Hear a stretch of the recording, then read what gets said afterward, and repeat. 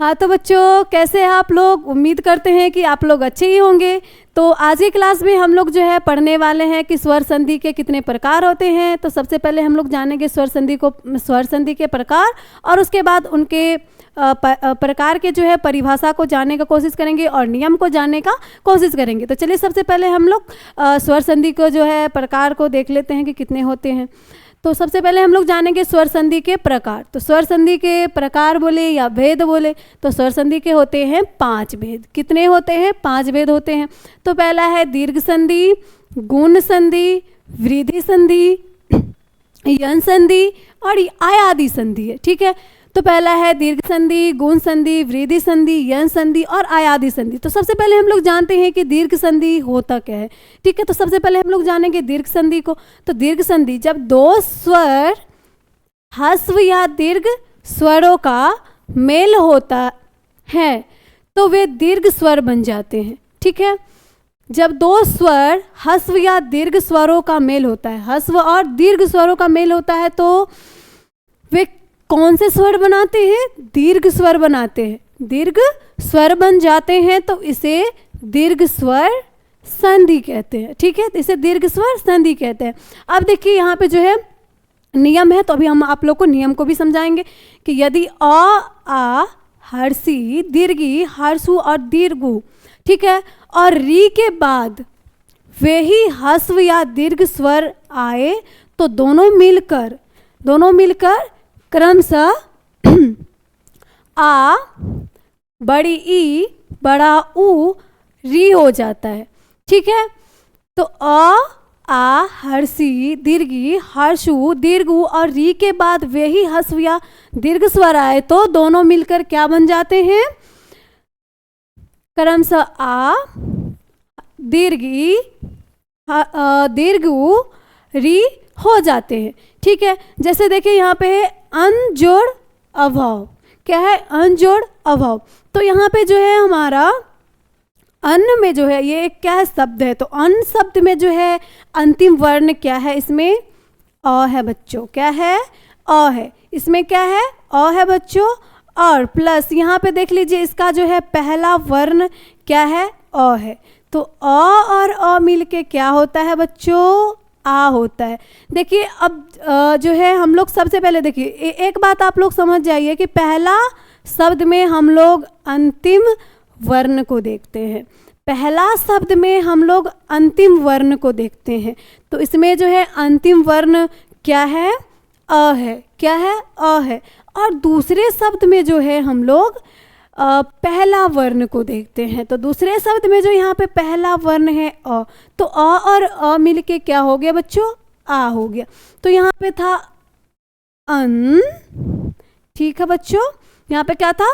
अन। उसके बाद यहाँ पे अ और यहाँ से अ मिलके हो गया आ, तो यहाँ पे हो गया अन्ना। उसके बाद ये तो हम लोग ले चुके थे यहाँ से, यहाँ पे क्या बच गया? भाव। तो अन्ना भाव। ठीक है बच्चों, क्या हो गया यहाँ पे? अन्ना भाव। अब उसी तरीके से देखिए यहाँ पे है विद्या जोड़ अर्थी। तो यहाँ पे जो है क्या है? अंतिम वर्ण इसमें आ है। क्या है? आ। और यहाँ पे क्या है? अ है। तो आ और अ मिलके क्या हो जाएगा? आ। हमेशा ये दीर्घ का ही निर्माण करता है। ठीक है, तो यहाँ पे आ और अ मिलके क्या हो गया? आ हो गया। तो यहाँ पे था विद्य। ठीक है, विद्य। उसके बाद आ का जो निर्माण हुआ यहाँ पे हो गया विद्या। उसके बाद विद्यार्थी। क्या हो गया? विद्यार्थी। अब उसी तरीके से यहाँ पे मत जोड़ अनुसार। तो यहाँ पे अंतिम वर्ण इसमें है अ, और यहाँ पे भी है पहला वर्ण जो है क्या है? अ। तो अ और अ मिलके हो गया आ, तो मत अनुसार में हो जाएगा आ हो गया, तो मतानुसार। क्या हो जाएगा? मतानुसार। क्या हो गया बच्चों? मतानुसार। अब देखिए हमारा ये है कौन जोड़ अर्क। ठीक है, तो यहाँ पे भी देखिए इसमें अंतिम जो है वर्ण है इसमें अ। नौ में क्या छिपा है? क्या है छिपा? अ। नौ और अ मिलके जो है क्या बना है? एक नौ का निर्माण हुआ है। ठीक है, क्योंकि नौ जो है अ से मिलके बना हुआ है। न आप लोग उसको उच्चारण कीजिए तो उसमें अ आता है। ठीक है, तो नौ इसमें क्या है? अ। तो यहाँ पे है जो अंतिम वर्ण है अ है, और यहाँ पे प्लस यहाँ पे भी देखिए यहाँ पे पहला वर्ण है तो अ और अ मिलके होता है आ, तो कौन जोड़ अर्क है तो आ हो जाएगा, तो कोणार्क क्या हो जाएगा, कोणार्क क्या हो जाएगा, कोणार्क। ठीक है, क्या हो जाएगा, कोणार्क हो जाएगा। अब देखिए यहाँ पे है लज्जा जोड़ अभाव, तो यहाँ पे आ और अ के मिलने से आ होता है, तो यहाँ पे हो जाएगा लज्जा भाव। क्या हो जाएगा, लज्जा भाव, लज्जा भाव क्या हो जाएगा, लज्जा भाव। अब यहाँ पे सत्य जोड़ अर्थी, तो सत्य जोड़ अर्थी हो जाएगा सत्य अर्थी। क्या हो जाएगा, सत्य सत्यार्थी क्या हो जाएगा, सत्यार्थी। ठीक है, अब यहाँ पे दीक्षा जोड़ अंत, तो दीक्षा जोड़ अंत यहाँ पे हो जाएगा दीक्षांत।